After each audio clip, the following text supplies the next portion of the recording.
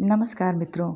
आज हम सुनेंगे सुदर्शन जी की लिखी एक बहुत ही मर्मस्पर्शी कहानी बात अठन्नी की। इस कहानी में सुदर्शन जी ने समाज में व्याप्त भ्रष्टाचार और न्याय व्यवस्था पर करारा प्रहार किया है। समाज में ऊंचे पदों पर काम करने वाले अफसर स्वयं पतित हैं, जो रिश्वत लेकर भी सम्मानित जीवन व्यतीत करते हैं, जबकि एक निर्धन व्यक्ति केवल एक अठन्नी की हेराफेरी करने के जुर्म में 6 महीने के लिए जेल की सजा भोगने पर विवश हो जाता है। इंजीनियर बाबू जगत सिंह एक निष्ठुर कठोर प्रवृत्ति के व्यक्ति हैं, जबकि एक निर्धन चौकीदार रमजान, जो स्वयं गरीब है परंतु दयालु है और मित्र की मदद को सदैव तैयार रहता है। तो कहानी शुरू करते हैं। बात अठन्नी की। रसीला इंजीनियर बाबू जगत सिंह के यहाँ नौकर था। 10 रुपये वेतन था। गांव में उसके बूढ़े पिता, पत्नी, एक लड़की और 2 लड़के थे। इन सबका भार उसी के कंधों पर था। वह सारी तनख्वाह घर भेज देता, पर घर वालों का गुजारा न चल पाता। उसने इंजीनियर साहब से वेतन बढ़ाने की बार बार प्रार्थना की, पर वह हर बार यही कहते, अगर तुम्हें कोई ज़्यादा दे तो अवश्य चले जाओ, मैं तनख्वाह नहीं बढ़ाऊंगा।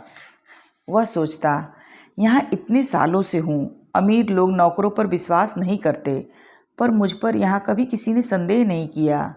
यहाँ से जाऊँ तो शायद कोई 11-12 दे दे, पर ऐसा आदर न मिलेगा।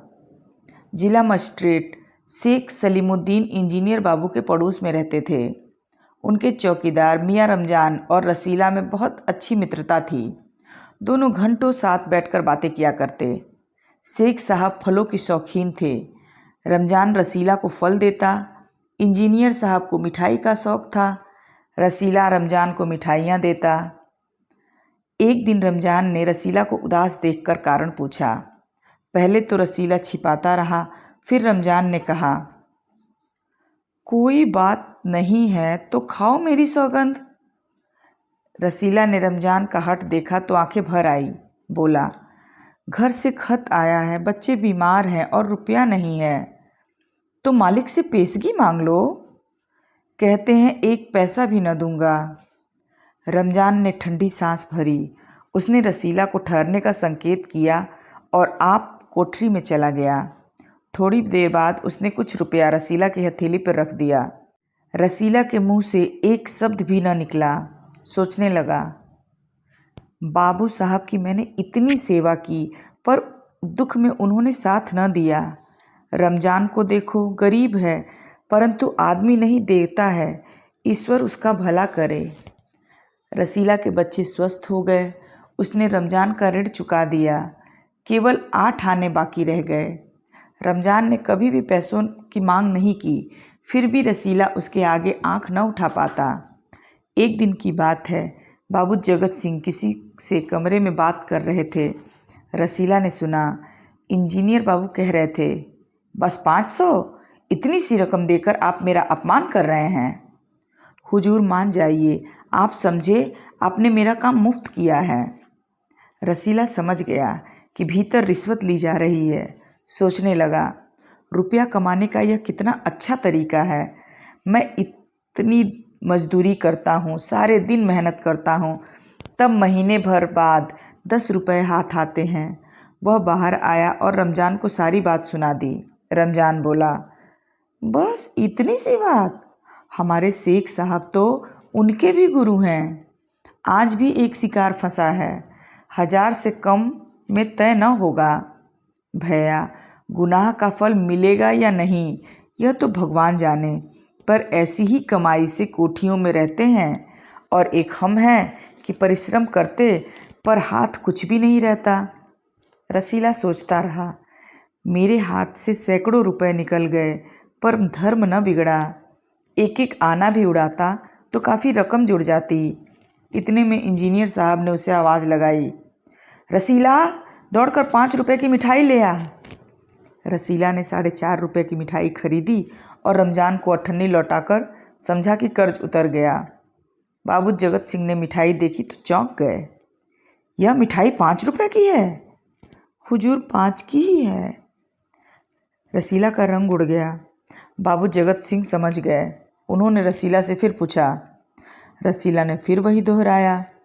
उन्होंने रसीला के मुंह पर एक जोर का तमाचा मारा और कहा, चल मेरे साथ, जहाँ से लाया है। हुजूर, झूठ कहूँ तो। रसीला ने अभी अपनी बात पूरी भी न की थी कि इंजीनियर बाबू चिल्लाए, अभी सच और झूठ का पता चल जाएगा।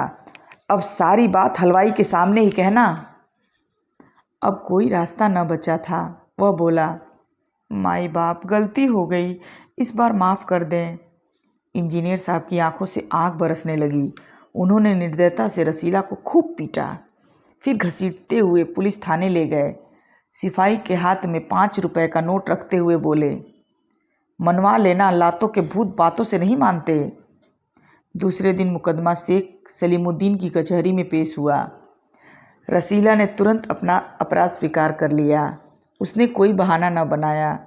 चाहता तो कह सकता था कि यह साजिश है, मैं नौकरी नहीं करना चाहता, इसलिए हलवाई से मिलकर मुझे फंसा रहे हैं।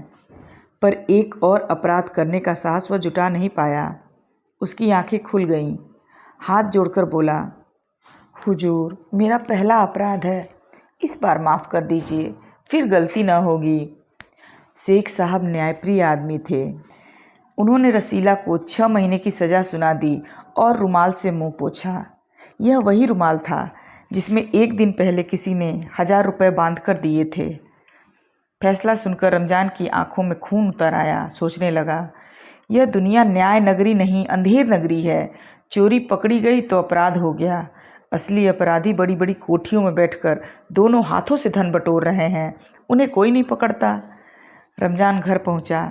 एक दासी ने पूछा, रसीला का क्या हुआ? 6 महीने की कैद। अच्छा हुआ, वह इसी लायक था। रमजान ने गुस्से से कहा, यह इंसाफ नहीं, अंधेर है। सिर्फ एक अठन्नी की ही तो बात थी। रात के समय जब 1500 के चोर नरम गद्दों पर मीठी नींद ले रहे थे, अठन्नी का चोर जेल की तंग अंधेरी कोठरी में पछता रहा था। आप सुन रहे थे सुदर्शन जी की लिखी कहानी बात अठन्नी की। आपको कहानी कैसी लगी? अगर आपको कहानी पसंद आई हो तो कमेंट बॉक्स में ज़रूर लिखें। मिलते हैं एक नई कहानी के साथ, तब तक आपका दिन शुभ हो। धन्यवाद।